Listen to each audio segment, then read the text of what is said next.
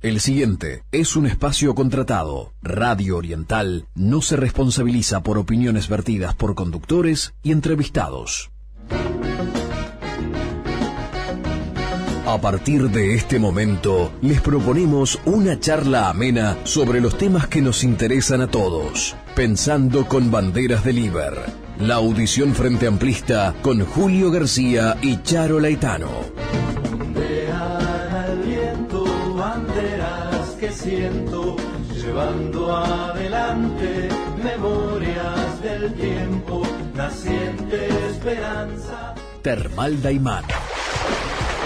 Decaute Antel los espera para disfrutar sus mejores vacaciones. Con sistema 3x2. Aproveche. Los atienden al 29 24 30 54 o en www.termaldaiman.com.uy.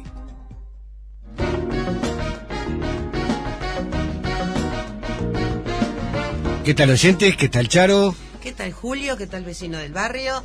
Una vez más, en contacto con todos ustedes en todo el país y especialmente en Nueva Palmira, Colonia, que nos está retransmitiendo. Saludos a todos nuestros compañeros de Nueva Palmira. Ayer, la semana pasada, Charo, traté de... No vine a la audición y quise sintonizarla y encontré un partido de fútbol.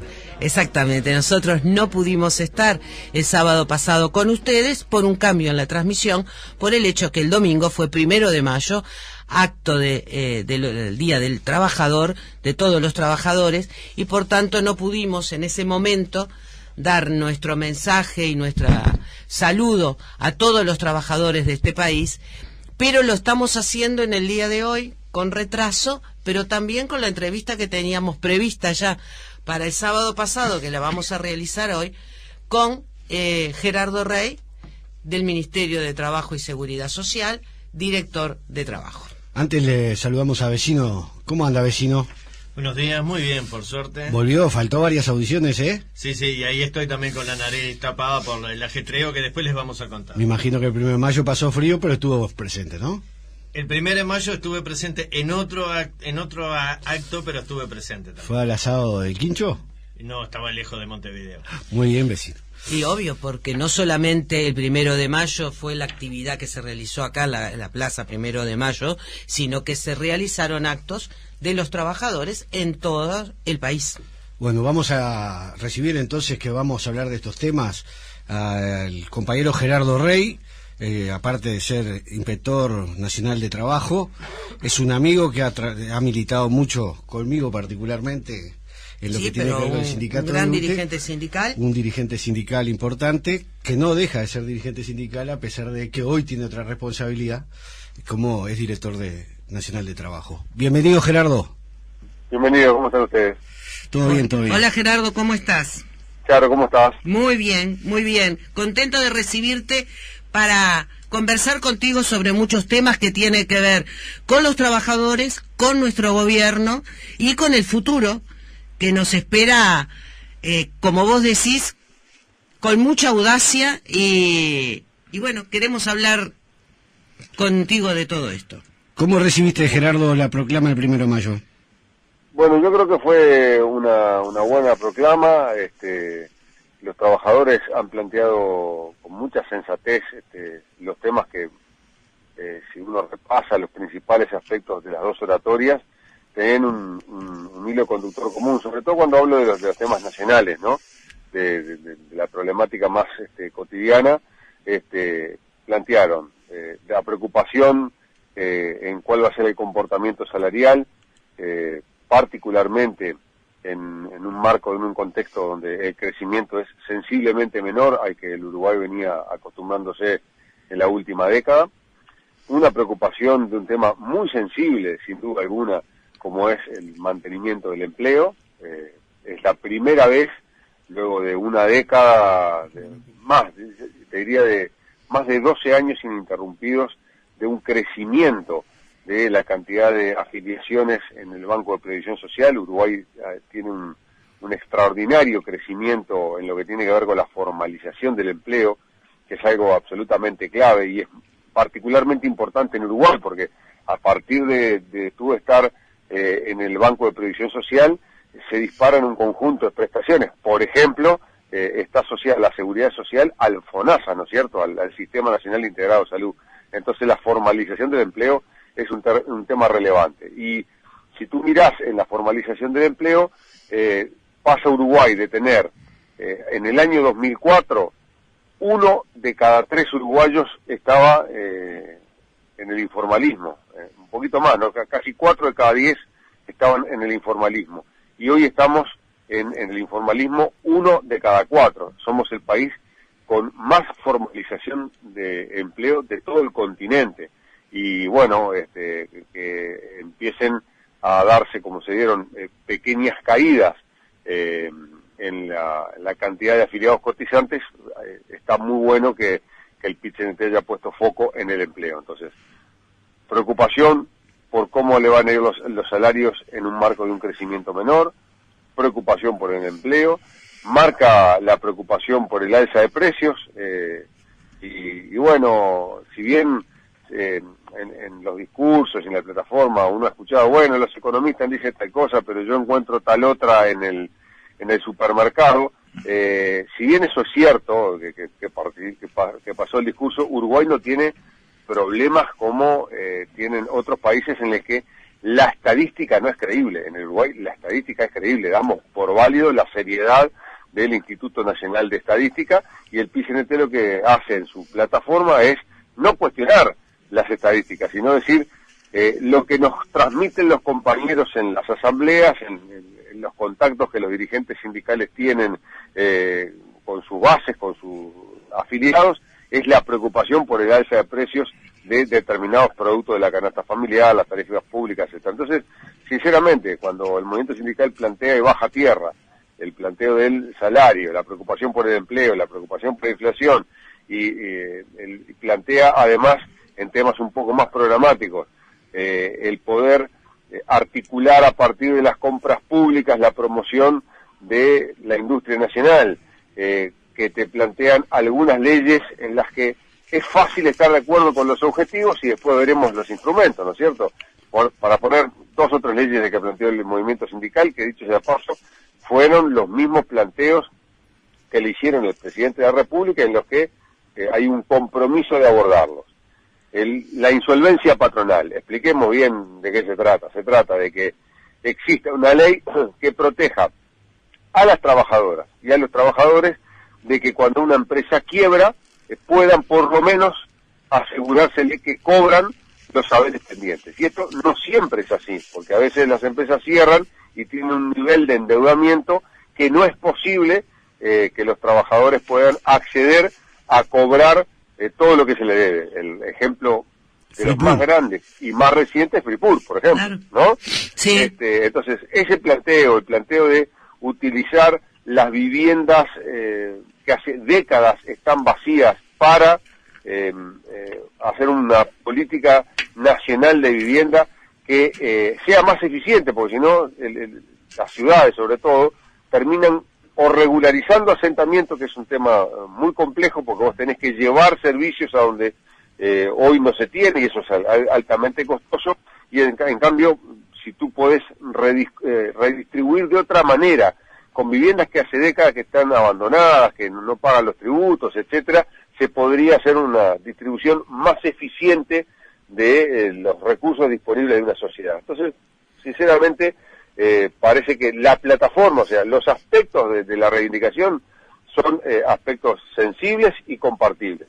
Distinto es si las propuestas y el mecanismo de solución están en sintonía con el camino que plantea el gobierno. Pero bueno, lo que hay que hacer es escuchar, como se han escuchado los planteos, trabajar fuertemente en eso y intentar de que ponernos de acuerdo en los mecanismos para lograr esos objetivos que son compartidos, sobre todo cuando estás en un momento en el que las demandas exceden las posibilidades de los recursos. Entonces hay que establecer prioridades y en eso está el gobierno.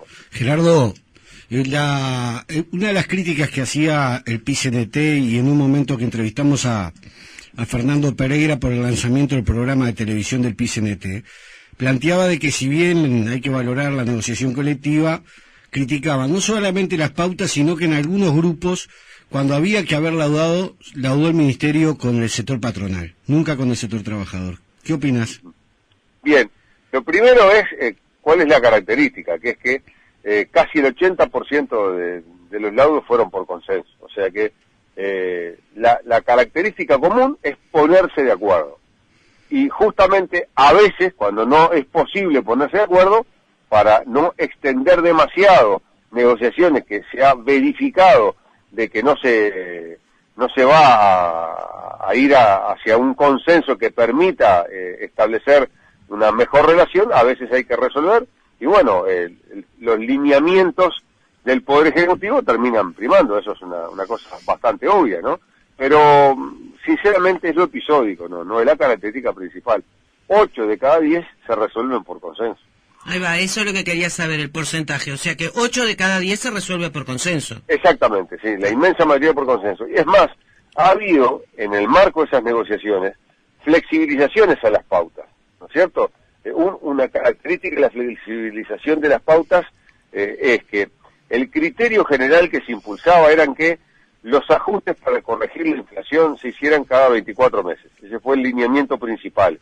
Y existen muchos convenios que lo establecieron a los 18 meses. Entonces, ha habido flexibilidad en ese sentido. Había una pauta, un lineamiento, ¿no es cierto?, a comienzos del 2015 que establecían ajustes fijos, ¿no?, por inflaciones. Entonces vos ya tenías previsto, ya sabías cuál iba a ser el porcentaje, no estaba asociado a la inflación, está establecido en forma fija el porcentaje de ajuste salarial. Y eso marcaba un poco un cambio para darle más previsibilidad a los ajustes, ¿no es cierto? Pero bueno, como la inflación del año 2015 terminó siendo mayor a lo esperado, el Poder Ejecutivo lo que hizo fue que en el año 2016 se fijaron los mismos criterios, es decir, corrió la pauta, lo que iba a ser para el 2015 lo pasó para el 2016, lo que da un punto y medio en algunos casos de ajuste mayor a los salarios. O sea, que ha habido señales de flexibilizar, de no ser pautas muy rígidas, y reitero, la característica general es la del acuerdo. La excepción es el no ponerse de acuerdo y no desgastar el instrumento de la negociación colectiva, a veces hay que resolver y se resuelve votando, ¿no es cierto? Pero la característica general es el acuerdo. Lo que está costando, lo que más está costando es que hay una preocupación por el empleo, pero a veces es difícil llevarla a la práctica concretamente en la rama de actividad o en la fábrica en particular, ¿no es cierto? Cualquier dirigente sindical aceptaría no tener aumentos salariales mayores o frenar un poco el crecimiento del salario si lo que se pone en riesgo son los puestos de trabajo. El tema es que en los lugares donde se han puesto en mayor cuestión los puestos de trabajo, no está asociado la pérdida del trabajo al salario de los trabajadores. Es decir, cuando cierra Fripur, el tema salarial no era un tema desequilibrante. Uruguay no tenía unos salarios desorbitantes en Fripur, al contrario, tenía salarios relativamente bajos, ¿no? Ahí había problemas de otro tipo, de muchos años de una empresa que perdió mercado, que gestionó seguramente muy mal los recursos y que terminó en lo que terminó. Lo mismo con la industria automotriz.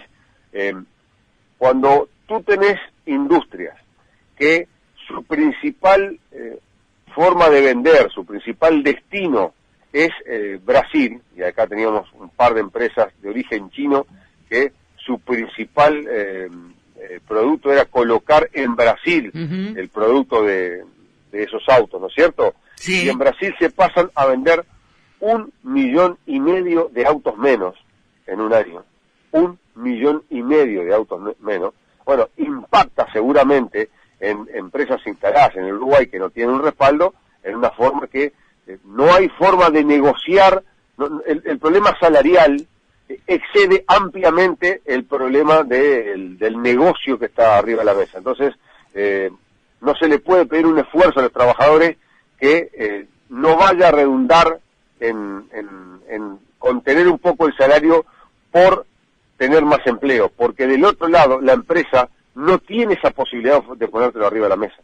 ¿Se entiende? Entonces, sí, esa dificultad hay que articularla con extensiones de seguro de paro, con mayor capacitación, con otro tipo de apoyos a sostener mano de obra calificada en Uruguay. Pasa por otro lado, no estrictamente por la negociación colectiva. Por eso la complejidad de los temas que están planteados. Gerardo, acordar con los temas, pero bueno, cuando vas a la solución, bajarlo a tierra siempre tiene un poco más complejo, ¿no?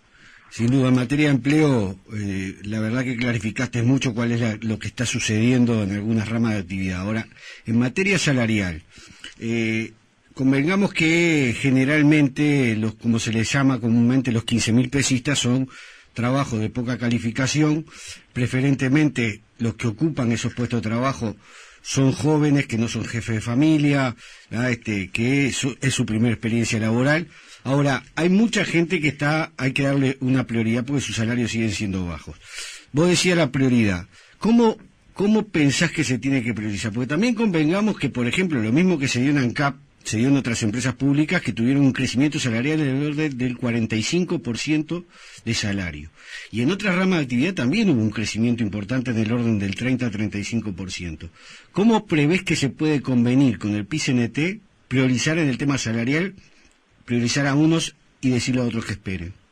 Mira, los lineamientos que se están llevando adelante priorizan en los salarios más bajos ajustes que tienen correctivos del 2,5% y del 3,5%, por encima del lineamiento. Esto es justamente para los salarios más bajos. Y la otra franja es progresivamente ir aumentando el salario mínimo nacional. Estas dos cuestiones es un signo de identidad de los gobiernos del Frente Amplio. Esto es una pauta, un lineamiento salarial que ha atravesado todos los gobiernos del Frente y justamente ha permitido de que en un marco general de crecimiento de los salarios sean los salarios más bajos los que crecen más rápido. El problema es que, claro, uno así planteado es un planteo programáticamente correcto, yo creo que cualquiera lo puede entender. El tema es cuando vos lo llevas a la vida cotidiana y pensás en lo que tú muy bien describías, Julio. Estamos hablando de que con salarios de menos de 15.000 pesos, jóvenes, jefes de hogar, en algunos casos, y con baja calificación, tienen que mantener una familia o formar parte del mantenimiento de los ingresos de un hogar. Entonces, cuando uno plantea eso, dice, bueno, está bien de que se priorice, pero razonablemente el movimiento sindical tiene que plantear, no alcanza, quiere más. Y bueno, son las tensiones que hay que articular en una democracia, el movimiento sindical tironeando y el gobierno accediendo en la medida de que las posibilidades y el conjunto de equilibrio que tiene que tener un país para que siga funcionando lo permita. Pero creo que hay un signo de identidad que atravesó los tres gobiernos del Frente que marca eso, la prioridad en el salario mínimo nacional, en las pasividades más bajas y particularmente en estas rondas de Consejo Salario hay aumentos del 2,5% y 3,5% según los casos para los salarios más bajos dentro de cada categoría. Gerardo, una última pregunta, no sé si Charo querrá hacerte alguna otra pregunta. Como buen técnico previsionista que sos, que hiciste los cursos en UTE, ¿te acordás de aquellas épocas? Exactamente. Planteaste un tema sobre la mesa sobre el tema del control del consumo de alcohol y drogas en el horario de trabajo. ¿Basado en qué ley y de qué se trata? Sí, mira, en realidad, aclaremos las cosas porque si no después viene. Yo no soy técnico prevencionista, yo trabajaba como delegado de salud y seguridad de los compañeros y vale la pena aclarar. La comisión, vale la pena aclarar porque no me están planteando un título título que no tengo, por la duda. No, bien, pero lo que hicimos con las cámaras empresariales, o sea, con la Cámara de Industria, con la Cámara de Comercio, el PIT-CNT y el gobierno, fue proponernos, hicimos un acuerdo, o sea, el texto que le propusimos al Poder Ejecutivo lleva el acuerdo y la firma de todas las partes. Esto es fruto de una negociación tripartita muy importante, en la que abordamos un tema, lo primero, este es un tema que importa al sector, al trabajo, ¿no es cierto? obviamente tal vez no sea un tema central, pero es un tema que hay que aclarar, que es un tema que hay que encarar, hay que con mucha madurez asumir de que es necesario una normativa que diga cómo proceder cuando hay consumo de alcohol u otras drogas en ocasión del trabajo. Y tener una norma siempre permite guiar la actuación en cada una de las ramas de actividad y en cada una de las empresas en particular. Esta norma que firmó el presidente de la República y que, reitero, es fruto de un acuerdo de las tres partes, establece, primero, de que hay prohibición de tener y consumir alcohol u otras drogas en ocasión del trabajo, establece de que el empleador tiene derechos y el empleado tiene derechos. El empleador tiene el derecho de hacer una prueba que tiene que ser con personal de salud, no puede ser invasiva. Vamos a poner un ejemplo, si lo que va a verificar es alcohol en sangre, lo que tiene que hacer es espirometría. Si lo que va a verificar es marihuana o cocaína, tiene que usar la tirilla habilitada por el Ministerio de Salud Pública. ¿Quién tiene la potestad de practicar esa prueba? A decisión del empleador, con un personal de salud. Voy a poner un ejemplo muy respetuoso, ¿no? No puede el patrón darle la espirometría de guardia de seguridad a la puerta para que se le haga a un trabajador. Eso lo tiene que hacer con un enfoque de salud, que es lo que está planteado en el decreto. El empleado, por lo tanto, tiene las garantías del debido proceso. Él puede negarse a tomar la prueba. Si se niega a que le tomen la prueba, tiene que concurrir al trabajo una vez que el médico diga estar en condiciones de trabajar, más nada. Y tiene previsto el mecanismo de lo ocasional y lo reiterado.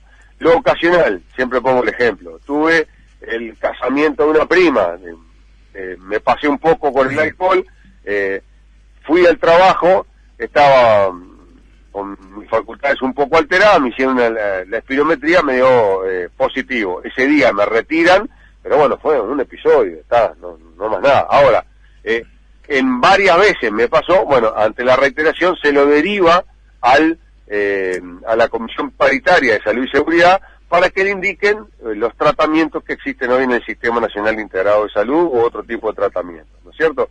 Y es eso esencialmente lo que plantea el protocolo.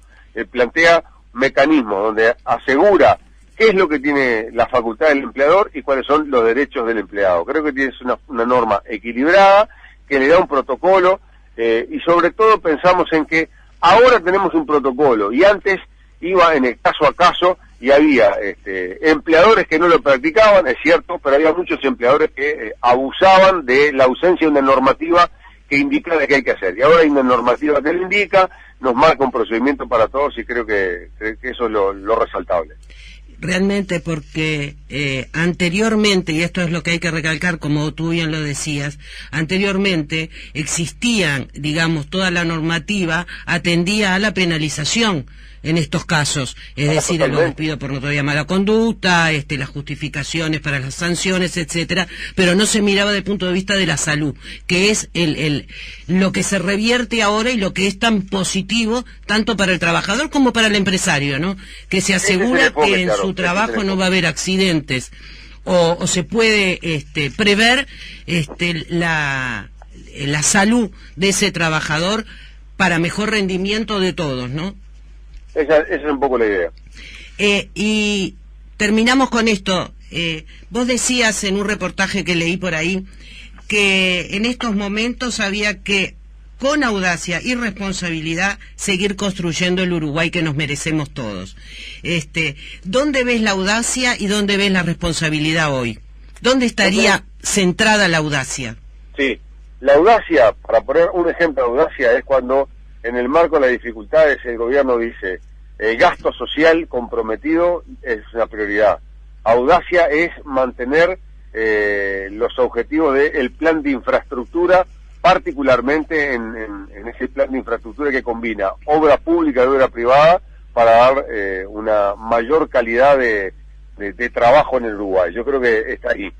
Y la responsabilidad es en la que el gobierno no puede tener la tentación de aplicar recetas que desgraciadamente han fracasado recientemente en otros procesos en la región y aún en procesos progresistas, ¿no es cierto? Cuando a veces uno escucha, hagamos tal o cual mecanismo, parecería que hay que mirar un poco qué pasó en la región cuando se aplicaron esas cosas, y creo que Uruguay tiene que tener la confianza en la responsabilidad que ha conducido los gobiernos del Frente Amplio en épocas en las que ha tenido un crecimiento mayor a la media de la región, y en épocas en las que el contexto internacional es más desfavorable. Ahora se genera un problema mayor, que no es solamente el drama, y el más importante, ¿no?, el drama humano que viven las personas afectadas por el tornado de Dolores o las inundaciones, sino el drama productivo, ¿no? Uruguay va a tener dificultades en aspectos relevantes de su economía,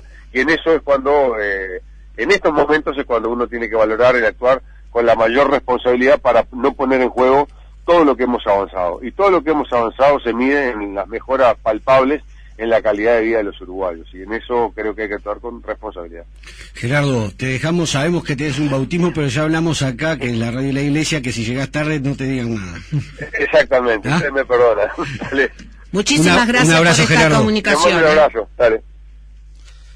Vamos a la pausa y enseguida retornamos. Enseguida retornamos. Recuerden que nos seguimos comunicando por el 099 25 27 26, 099 25 27 26 o 099 1741 132. Que siento llevando adelante. Hay una voz que cruza mi país. Desde Montevideo, Uruguay, transmite CX12, Radio Oriental, en los 770 kHz de amplitud modulada, en Canal Libre Internacional. Termal Daimán de Cauteantel los espera para disfrutar sus mejores vacaciones con sistema 3x2. Aproveche. Los atienden al 29 24 30 54 o en www.termaldaiman.com.uy.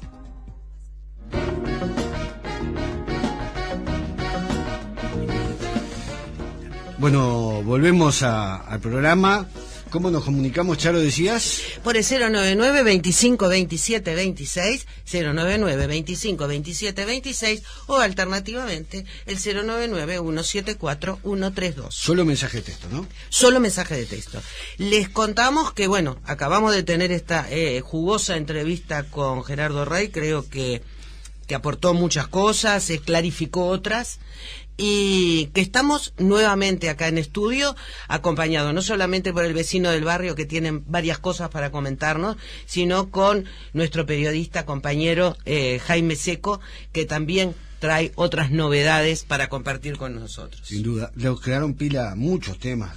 Muchos, para pero tratar, estaba apurado, Gerardo. Teniendo en cuenta que la Inspección de Trabajo hizo un trabajo de contralor para regularizar esos 1 de cada 4 que decía, ¿no? Sí. ¿Cuáles son las expectativas que se tienen de la Inspección de Trabajo para regularizar? Seamos, conteste un poco los números que decía Gerardo y ponerlos sobre... Repetirlos por las dudas de que alguien BPS, ¿no? se... Eran 4 de cada 10 que eran informales en el 2004 y hoy 1 de cada 4, por lo tanto se pasó del 40% al 25%. Claro. Pero aparte en el nivel de cotizantes. En el BPS hoy hay unos, en el 2004, cuando arranca el gobierno del Frente Amplio, lo decía el representante de los trabajadores en el BPS, que habían 600.000 cotizantes. Y hoy hay 1.300.000 y pico miles de cotizantes en el BPS, que conlleva... O sea que son aportes de 430.000 trabajadores más, que digo, no es poco. Conlleva eso, Jaime, un poco todas las prestaciones que da el BPS, claro, al estar regularizado, ¿no? Eso fue un gran incentivo para regularizar, ¿no? Para formalizar que el FONASA estuviera vinculado al salario. De repente ahí los sociólogos discuten si no sería mejor una política universal, pero en este caso ayudó a eso y otra serie de cosas, ¿no? Porque la gente al final un día se va a tener que jubilar.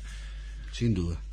Bueno, Charo, parece que las buenas noticias fueron más que las malas, al menos que las relacionadas con enfrentamientos y chiporroteos.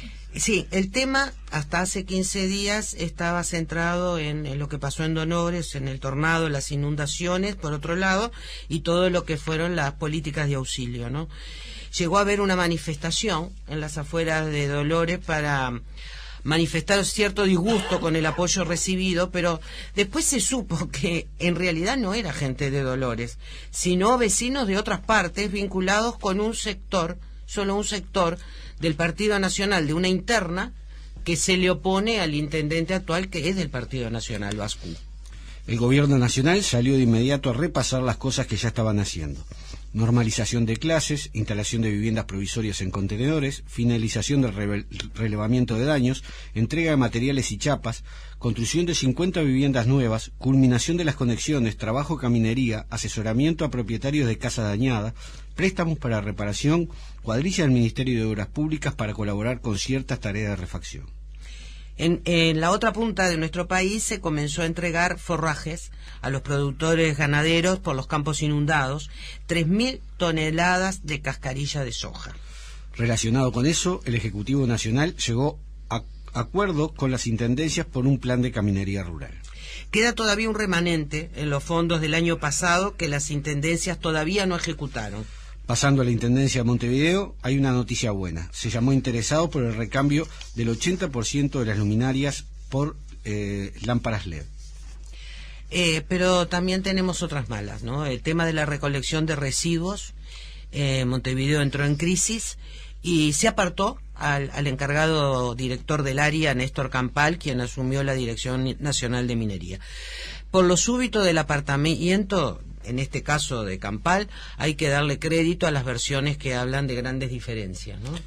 Mañana domingo habrá una jornada especial para vaciar contenedores y levantar basura de sus alrededores, pero el tema no se encaminaría hasta que dentro de unos meses lleguen camiones nuevos y entren a funcionar una reestructura del sector. El presidente Tabaré Vázquez se reunió en estas últimas 2 semanas, con dirigentes opositores por el tema de medidas sobre la seguridad. En la primera se llegó a consenso, que lo dijimos la audición pasada hace 2 semanas, sobre el tratamiento de los reincidentes y sobre las salidas transitorias. Y la segunda contó con la intervención de los ministros de la Suprema Corte de Justicia y el fiscal de Corte. Allí se acordó la puesta en funcionamiento del nuevo Código de Proceso Penal, para lo que en la próxima rendición de cuentas habrá una partida especial. Hasta ahora, en Uruguay, el mismo juez que toma las declaraciones o las manda a tomar, procesa y luego juzga. O sea, es juez y parte. El sistema no ofrece garantías a nadie. En el nuevo proceso, que se va a empezar a ejecutar y que necesita partidas especiales para su infraestructura, el acusador será el fiscal. El acusado declarará en un proceso público con asistencia de abogado y el juez será neutral, o sea, verá dentro de la defensa y la acusación que la ejercerá el fiscal, cuál va a ser la decisión que toma sobre el caso en concreto. Eso implicará más tiempo de jueces y fiscales para atender el número actual de casos, y por eso se precisa dinero para crear nuevos juzgados. Y por otro lado, tuvimos que se celebró el 1 de mayo, ya lo dijimos, por eso no pudimos estar, y tuvimos hoy esta entrevista especial postergada con Gerardo Rey. Sobre lo que allí se planteó y sobre el mensaje del gobierno que transmitió por cadena nacional el ministro Ernesto Murro, hablamos en otra parte del programa, como dijo Charo. El PIT-CNT estrenó mi canal con la transmisión televisiva de la oratoria del acto, o sea que hoy en día PIT-CNT tiene un canal de televisión al aire. Días después, AEBU, el sindicato bancario, estrenó su radio por internet, donde se pueden escuchar programas grabados. En materia económica, las estadísticas del Centro de Estadística y Censo informó que en marzo el índice medio de salario subió un 0,33%, un poquitito por encima de la inflación. La inflación subió menos que en meses anteriores, pero en los 12 meses hasta abril llegó al 10,47%. Por tercer mes superó los 10 puntos. El ministro de Economía puso en funcionamiento una página web en la que se puede comparar los precios de productos básicos. Importante esto. Se conoció el balance de ANCAP, que el año pasado perdió más de $500,000 por día, pero tuvo superávit operativo. Eso quiere decir que sus operaciones dieron una pequeña ganancia que se fue por costos financieros, en especial el pago de intereses y la valoración de sus préstamos contraídos en dólares. En el Banco República se anunció la renuncia de su presidente, César Porteiro, que a fin de mes será sustituido por Jorge Polgar. Saludos a ambos, en especial a Polgar, que Banderas considera un amigo. Polgar es economista, fue su secretario y ministro interino de Economía, y durante la primera administración de Tabaré Vázquez presidió en forma exitosa la transformación del Banco Hipotecario del Uruguay. Porteiro es de la generación de Danilo Astori y como él tuvo una brillante actuación universitaria. Ambos recibieron el pasado miércoles, tanto Danilo Astori como Porteiro, el título de profesor emérito por parte de la Facultad de Ciencias Sociales por todo lo que fue su trayectoria y su aporte en la materia en concreto. Otro que tuvo un reconocimiento fue Ramón Méndez, gestor de la renovación energética en nuestro país, y actualmente conduce la Dirección de Cambio Climático del Ministerio de Medio Ambiente. Méndez fue incluido por la revista Fortune, que en su lista de las 50 líderes más influyentes del mundo. En realidad la actuación de Ramón Méndez en todo este periodo y en el periodo anterior, en todas las tareas que ha desempeñado, ¿no?, en favor del medio ambiente y de los cambios climáticos, ha sido tan brillante, y sobre todo en el cambio de la matriz energética del Uruguay mismo, ¿no? Nos vamos a comprometer a traerlo a la audiencia. Exactamente. Sí, eso está, varias veces no coincidió una cosa u otra, pero estuvo también, fue reconocido internacionalmente por su papel en el Foro Mundial de París, de París, ¿no? Es decir, él, todo lo que ha sido su trayectoria en el Uruguay, la política en cuanto a los cambios de matriz energéticas del Uruguay, que él mismo ha acompañado y ha propuesto y ha impulsado, lo han hecho destacarse en el Foro Mundial, de lo cual otro uruguayo del que nos tenemos que sentir más que orgullosos. Pero si será importante, retomando esto, porque aparte a mí me afecta directamente. Es tu tema preferido. Realmente el informe que daba la UTE el año pasado, yo quiero decir, cuando asume el Frente Amplio, el presidente era Beno Ruchanqui, estaba Gerardo Rey justo en el directorio y también asumían por primera vez. Se pensó en el 2006 hacer cortes programados, ¿no?, por barrios como se habían hecho en otras épocas, ¿no?, por el tema de la sequía que existía, ¿no?, porque éramos dependientes de las represas y las centrales de generación que tenía UTE no daban como para abastecer toda la demanda. El año pasado, el cierre del balance de UTE da de que el 98% de la energía que consumimos los uruguayos viene de energías renovables. Eso quiere decir, todo el tema de represas, sin duda, tuvimos suerte que hubo agua, ¿eh?, pero la generación eólica, la biomasa, fue muy importante también para fortalecerla. No se tuvieron casi que ni prender las centrales de generación. Pero sin desmedro de eso, UTE está construyendo la central de Punta del Tigre, tiene otra central ahí en Punta del Tigre que ya está funcionando, ¿no?, tiene las turbinas de Central Valle de bajo costo, y también todavía tiene operativa la quinta y sexta unidad. Por lo tanto, tiene un respaldo energético importante que no va a poner nunca en riesgo, como tuvimos en esa época, del 2006 estamos hablando, ¿no? Que hace 10 años. Cortes, y como decía Jorge Mesa, cuando estábamos juntos del secretario del PICNT, los uruguayos nos olvidamos de comprar velas, capaz que teníamos que empezar a comprar, pero gracias a la política energética que se desarrolló, hoy estamos tranquilos, ¿no? Y Ramón Méndez tiene mucho que ver con eso. Mucho que ver. El Frente Amplio, por otro lado, suspendió, debido a las inundaciones que afectaban a gran parte del país y el tema del tornado en Dolores, la campaña para las elecciones internas que estaban previstas para el 29 de mayo. Y después de varias idas y venidas, la mesa política fijó nueva fecha para el acto electoral para el próximo 24 de julio. Pero hay una agenda de actividades, ¿no, Charo? También que están planteadas.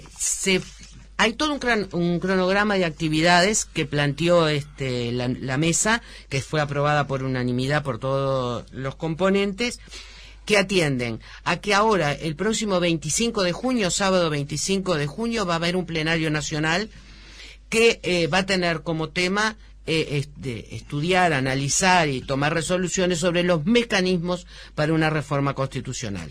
Y después de ahí llegamos al 24 de julio, que es un domingo, 24 de julio, que se van a hacer las elecciones internas del Frente Amplio, sobre lo cual Banderas de Liber tiene especial participación, tanto que tenemos una lista, la 11312, que vamos a sacar en Montevideo y en Canelones para tener nuestros representantes en la dirección del Frente Amplio.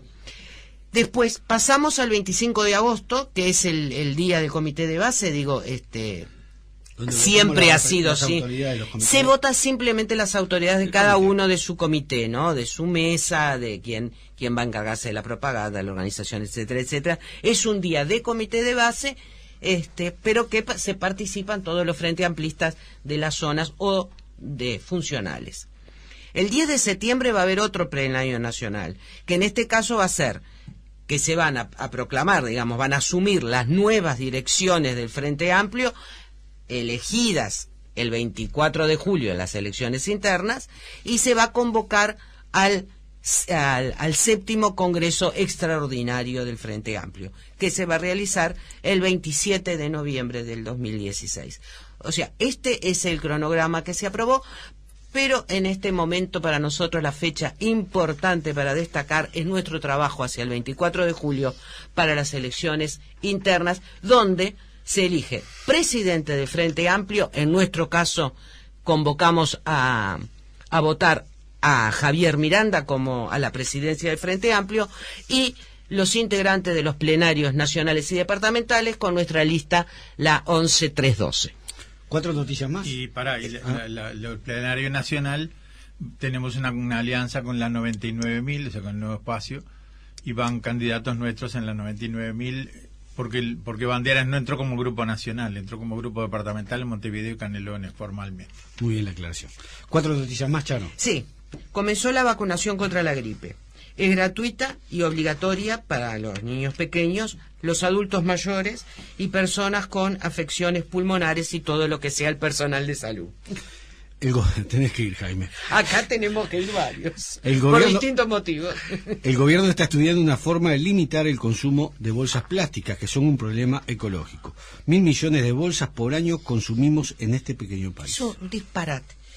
Se dispuso el cronograma para que el dinero en efectivo desaparezca de las estaciones de servicio. Bien, en varias etapas se aplicará, primero en Montevideo y de noche, desde el 15 de mayo, para después extenderse a medida que se va evaluando el funcionamiento de este sistema.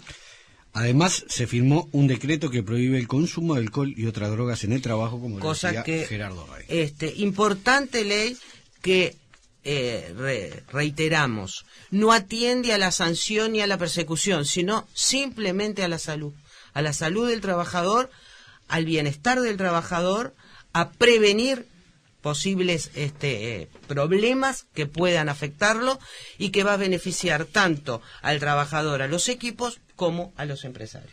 Muy bien. Los que estaban preocupados con esto eran el mozo del boliche y el pocho que decía: mi hijo trabaja en una licorería, si no puede estar con alcohol, ¿cómo es que hace? Pero menos mal que... Mientras no lo consuma, mientras trabaja. ¿Y los catadores de las bodegas? Los catadores de bodegas también están con ese problema. Hay un tema importante que no lo incluimos en el entendido que podía ser muy extenso, que es el tema de el no manejo de dinero en las estaciones de servicio en horario nocturno, ¿no? Sí. ¿No está ahí? Está... No lo puso Jaime, ¿no? Sí, lo puso en el último. El tema es que fue lo último que hablamos, pero tiene que ver con empezar a instrumentar este sistema para después seguirlo extendiendo a todo el día Montevideo, Canelones y después a todo el país. Tiene que ir de a poco para ver cómo funciona, y la intención es extenderlo a las 24 horas, ¿no? Empieza de noche. Exacto. En Montevideo. Y después se agrega el en día agosto, en Montevideo, y después se agrega la zona metropolitana de noche, después la zona metropolitana y después el resto del interior. Yo creo que es una medida muy buena. Y complementario con ello también está el tema del pago con tarjeta en los taxímetros, que hay un problema técnico a nivel de programación, porque como se va a pagar con la tarjeta, entre unas cosas, pagarla con la tarjeta del ómnibus, ¿cómo la identifica el POS? Sí. Entonces, se ha visto retrasado también el tema de la presentación del programa para pagar, para también pagar en los taxímetros con tarjeta, más allá de los medios electrónicos que hay hoy para pagar. O sea, uno hoy tiene una serie de aplicaciones en el celular por el cual paga el taxímetro a través del celular. no es Uber. No es Uber. O sea, no se tiene nada paga que con ver descuentos, Uber. por ejemplo, con descuentos con alguna empresa de crédito o algo Sí, por el estilo. que lo está Pero está promocionando. retrasando, algo que está retrasando es no es la aplicación, es la presentación del programa para que después se ponga a disposición de la intendencia de los taxis. Aparte, O sea, eso está en estudio y está en camino. No Se está es trabajando. que- ahí va. Se está trabajando. Se está trabajando para eso que después, como haces con... si yo no entendí mal, como haces con el ómnibus, que tenés una tarjeta Ahí para está. el ómnibus de 1 hora, de 2 horas. La diferencia, para que se entienda claro, la tarjeta del ómnibus uno va y la coloca sobre el aparato. Sí. En cambio, la tarjeta de crédito tiene que pasar por el Por lector un de post, banda. sí. Entonces, eso lo que necesita es una transformación para que el mismo aparato lea las dos cosas. Perfecto. hay también tarjetas Yo- prepagas, ¿no? Que se van a hacer. Sí, para- se van a- Sí. Yo recuerdo que cualquiera que haya viajado, o sea, nosotros tenemos bastante contacto, todo el mundo conoce gente que ha viajado en Buenos Aires, te bajás en el puerto o donde hayas bajado y no tomás un ómnibus si no tenés. No podés con plata tomar un no lo ómnibus, tomás, no con existe dólares, plata. cruceiro, Y si- no y si- tomás y si- el y si ómnibus. tomás un taxi te roba. No, pero tampoco tomás un taxi, si no tenés Si tarjeta. no tenés tomás un tarjeta taxi. no podés. Hay una diferenciación de precios Sí. también, en caso de que uno en algunos servicios que se quiera pagar con dinero, pero eso me sucedió en varias ciudades de Buenos Aires también que me prestaron De tarjetas Argentina. para- Claro. de Por Argentina. eso, sí, tenés que tener un amigo que te preste la tarjeta o Claro. cómo se tramitará. Pero vos sabés que hay una noticia que me gustaría que Jaime, que sé que le importó, la comentara. Porque no se le dio nada de bolilla ni de propaganda en la prensa, ni en la televisión, ni en nada, que tiene que ver con la industria del medicamento y de lo que pasó en nuestro país con el tema de los acuerdos que se lograron en la UNASUR para la rebaja de medicamentos. Acá hubo todo un drama y unas protestas por el tema de que no se daban los Reclamos en la medicamentos. justicia. Claro, Claro. que no se daban los medicamentos de alto costo a ciertos enfermos terminales que eran recomendadas por los médicos. Y ahora, ¿qué fue lo que se logró que es tan importante y que nadie lo dice? En realidad ha salido nada más que por un tuit de Mónica, Mónica ¿no? Xavier, Ah, sí. que estuvo en una comisión en el cual, o no sé cómo, pero no sé si ella estaba, porque no está en la foto, pero ella misma mandó una foto, capaz que porque la sacó ella, donde fue Basso a informar sobre una serie de temas y entre otros dijo, Basso es el ministro de Salud. Basso es el ministro de Jorge Basso, el doctor. Entre otras cosas dijo que junto con la UNASUR, ¿se acuerdan que estaba negociando junto toda América del Sur para comprar determinados medicamentos? Hubo que ponerse de acuerdo porque algunos países ya lo estaban dando, otros países no lo estaban dando o no lo habían aprobado, porque son medicamentos que a veces todavía no está seguro que sirvan. Entonces, bueno, el tema era que ponerse de acuerdo entre los ministerios sobre qué cosas salir a negociar. Llamaron a los laboratorios y negociaron precios. Es como cuando se juntan varios almacenes para comprar juntos Claro. y consiguen mejor precio. Bueno, se juntaron varios ministerios de salud para comprar juntos. Y consiguieron que lo que estaban pagando $80.000 Uruguay, ahora lo va a pagar $8.000. ¿Te das cuenta? 1000%. Y Sí ganarán las empresas. y farmacéuticas. por eso, pero sobre todo se cae un poco, me parece que más importante que el ahorro, que sí que es importante por supuesto, es que cae la idea de que son medicamentos de alto costo, son medicamentos de alto margen. Claro, de alto margen de todo eso ganancia es para la margen. empresa. Pero las empresas, Médicos Sin Frontera, hace un par de años escribió un artículo, el presidente de Médicos Sin Frontera, en la columna que tiene, que se reproduce por todos lados, sobre las vacunas, y decía eso, los laboratorios, hay 4 laboratorios en el mundo que producen casi todas las vacunas. Y le cobran, por ejemplo, a Marruecos mucho más caro que a Francia. ¿Explicación? Claro, explicación. Francia tiene otro poder de negociación, yo qué sé. Claro. Una de las empresas es francesa, así que el ministerio dice, ¿sabes qué? Te manda un inspector todos los días. No sé por qué, pero es Claro. un problema de negociación, no es un problema de costos. Claro. Y Probablemente entonces- el medicamento cueste muy poco. Entonces, hay algunos medicamentos, en esta semana hubo un caso de algunos medicamentos que el ministerio no tiene autorizado, algunos porque no está claro que sirvan para nada, y cobran cualquier cosa. Entonces dicen, no, qué desalmados el ministerio del Uruguay, Claro, el que pobre no. enfermo. Si eso, lo que pasa es que los medicamentos le hacen presión psicológica a la persona, que le dice, mira, esto, ¿sabes qué? Te vas para arriba con esto, y es agua. o es una cosa que se está probando, una cosa que nunca se usó, o que se está así justamente, que en realidad quieren, claro, se está experimentando y quieren que lo pague el Estado uruguayo. Con eso las normas internacionales de bioética dicen que lo tiene que pagar el laboratorio. La cantidad de casos necesarios para homologar, o sea, es un problema complicado. No hay los fondos no son ilimitados, hay que decidir, pero está claro ahora que ¿cómo que se llama? Que los medicamentos, los precios de los medicamentos no son sus costos. No son sus costos, sino la ganancia de las empresas. Y otra cosa, Mariana Mazzucato, una economista italiana que estuvo investigando temas de medicamento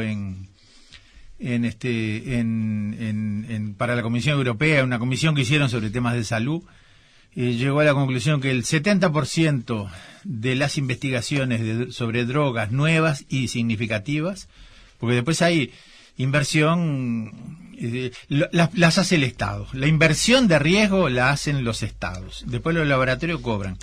Dice, no es que el año pasado tal laboratorio, dice ella en una charla TED, búsquenla, Mariana Mazzucato, y no es que los laboratorios no hayan invertido. El año pasado tal laboratorio invirtió millones de dólares en comprar sus propias acciones, en recuperar sus propias acciones para subir su valor. Han gastado en envases, han gastado en marketing, todo eso invierten. Ahora en investigación prácticamente son las universidades, el Estado. Claro, y es el Estado y las universidades y las fundaciones. Muy bien. Muy bien. Yo, para intercambiar en el final del programa, ¿cómo sigue la campaña electoral hacia la presidencia del Frente Amplio? Porque es un trecho largo que queda, ¿no? Yo sobre eso quería decir una cosa, adelantar un poco. Estuvimos hablando de cómo va Banderas electoralmente, pero, digamos, cuando Banderas nació en 2008, nos habíamos planteado tres tareas, digamos, tres cosas por las cuales valía la pena juntarse y hacer algo. Una era ganar el segundo gobierno, que ahora será el cuarto, pero digamos sigue siendo una. Otra era para continuar el proceso de cambio, no hay problema ganarle a los demás para no dejar que gobierne otro. Otra era que ese gobierno fuera bueno, entonces apoyábamos a Danilo Astori en ese momento. La tercera era la renovación del Frente Amplio, que en el Congreso que había habido en ese mismo mes había sido bastante vergonzoso, poco unitario, fue un momento muy bajo de la vida interna del Frente. Al año siguiente, cuando terminó el ciclo electoral, Brovetto llamó a estudiar de vuelta los mecanismos de frente, no sé cuánto, que salió al final una pequeña reformita electoral con unos detalles, pero ahí Banderas había propuesto hizo una propuesta con 6 puntos que lo que quedó más claro para la gente afuera era que nosotros queríamos que las convenciones que se eligen en las elecciones internas que fija la Constitución, de 500 integrantes nacionales y 250 departamentales, fueran el organismo principal del Frente Amplio, el organismo máximo del Frente Amplio. Después las otras eran un Frente Amplista, un voto, protección a minorías. Ya hay ciertas protecciones, pero había que adaptar nuevas. Por cuestiones, hay varias ideologías, religiones, cosas que hay que proteger. Eso hay distintos pensamientos hay distintos pensamientos en el Frente Amplio, hay que proteger. Si no es cuestión de yo tengo la mitad más uno y te camino por arriba. Eso ya existe, pero digamos era fortalecer la organización. En general nosotros no queremos que desaparezcan los comités, al revés. Fortalecer la dirección. Uno ve que en otros partidos los principales dirigentes integran su directorio, ¿cómo se llame? Su ejecutivo nacional, o como la dirección máxima, porque y además cuando llegan a un acuerdo, se llegó a un acuerdo, yo qué sé. puede discutirse después, pero en el conjunto de las veces. Y acá nosotros tenemos una dirección. ¿Quién conoce lo del secretariado ahora que está funcionando el triunvirato? Si yo digo alguno de los nombres, ustedes van a decir, sí, yo ese lo tengo, no sabía que estaba ahí. Claro. Entonces, y a otros no los van a conocer. Claro, y algunos otros no los van a Y conocer. si lo llamas el 1 de junio, te dicen, no, mira, yo ya sé en funciones, hay otros 3. Sí, Cambian. bueno, por eso, porque van cambiando. Bueno, pero más allá de eso, es decir, no es una dirección, y eso fue un problema que el Frente algunas veces ha tenido antes, ¿no? Cuando Sereñi fundó un grupo de los 4, no sé, los 5, no sé cuántos eran, era porque precisaba hablar con los líderes principales de los partidos cada uno y de no la con el que coalición, mandaban ¿no? a la mesa. Claro. Y para algunas cosas. Duró poco tiempo eso, pero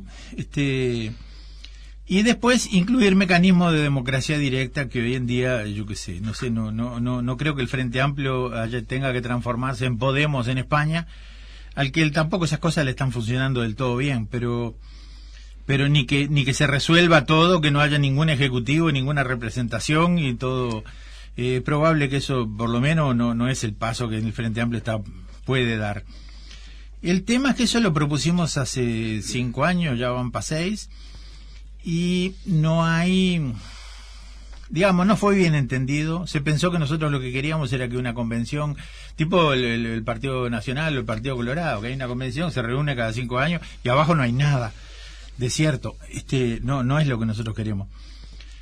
Pero para que se entienda eso, bueno, se empezó a pensar que hay que hacer un proyecto de estatuto, no porque vaya a ser el próximo estatuto, sino porque hay que hacer una propuesta que se entienda, que se pueda empezar a discutir sobre podría, algo. Claro, cómo podría funcionar el Frente Amplio de Claro. otra manera. Bueno, estamos en eso, tratando de llegar a eso. No es seguro que lleguemos porque todavía no llegamos a acuerdo, digamos, porque nos reunimos este lunes, digo a todos los bandeirantes que nos están escuchando, que este lunes vamos a tener un plenario para discutir estas cosas, sobre algunas ideas, que algunas cosas ya están escritas y otras, bueno, se están puliendo, y a ver si llegamos a hacer una propuesta que sea un poco más comprensiva, o sea, más completa, que algunas cosas que están en el debate interno, porque el debate interno era para eso. Ahora, vos lo que planteabas ahí, porque ya estamos casi en la hora, es la mistura de la convención y la representación también de base, ¿no? Sí. Problema Las bases es que, tienen que seguir pudiendo. claro, pero lo que no incidir. puede ser es que sean las bases exclusivamente y no tener en cuenta la convención, que es el ámbito más representativo a la hora de la votación. Que se elige con 500.000 de personas. Es el más amplio, el órgano más democrático. Claro. Las elecciones, lo que estamos hablando, que vamos a seguir profundizando, pero importa que Jaime Seco ahora lo haya traído a la discusión, porque se está todavía elaborando y queremos que esto se empiece a propagar y que todos aporten. Sí. Por lo tanto, invitamos a todos los bandeirantes que quieran reunirse con nosotros para tratar este tema, tanto acá como en el interior, que podemos ir a charlar con ellos donde se nos necesite para profundizar sobre estos temas, nos importan. Mándenos un mensaje al 099-25-27-26 y le decimos el día y la hora que nos reunimos para que puedan participar con nosotros. Muy bien. Bueno. O sea, la convención, digamos, para aclarar esto, es aquellos 500 representantes nacionales que se eligen antes de cada elección nacional, en junio, previo a cada elección nacional, con todo el panorama de listas que se presenten, que eligen a quién va a ser a que se va a candidatear como presidente del Frente Amplio, entre las opciones que surgen. Las internas. Pero las internas que tienen que ver no con estas internas del Frente Amplio que estamos hablando. Claro, que votan todos los partidos el mismo día. Exactamente. Todos los partidos votan a quién va a ser su candidato a la presidencia en las elecciones nacionales y se votan los representantes a esa convención nacional que nosotros y departamental que nosotros entendemos que es ampliamente democrático. Muy bien, se nos fue el tiempo. Charo, ¿qué tenemos el sábado que viene? Ya tenemos armada invitamos para el sábado que viene, porque va a estar con nosotros en una entrevista acá a vivo en